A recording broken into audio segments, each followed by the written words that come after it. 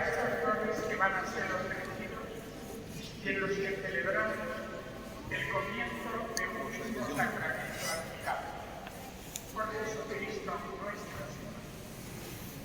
El Señor esté con nosotros. Levantemos el corazón.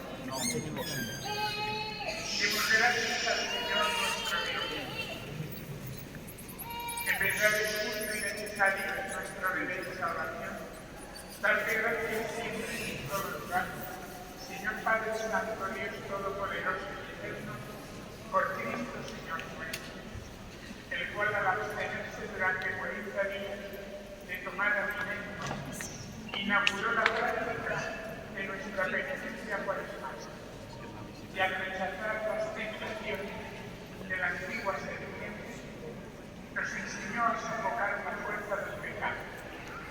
De este modo, celebrando con sinceridad el misterio pascual, podremos pasar un día a la Pascua que no acaba. Por eso, con los ángeles y los santos, cantamos gloria diciendo.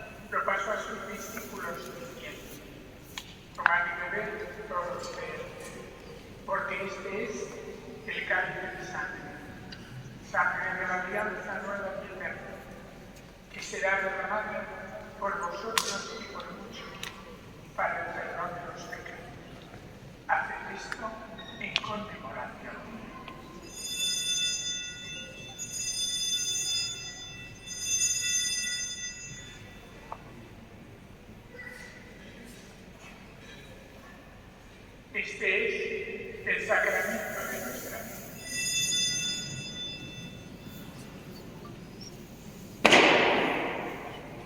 Así pues, al celebrar ahora el memorial de la muerte y resurrección, te ofrecemos el pan y vida y el cáliz de salvación, y te damos gracias porque nos haces dignos de servirte en tu presencia. Te pedimos humildemente que el Espíritu Santo congregue la unidad a cuantos participamos del cuerpo y sangre de Cristo.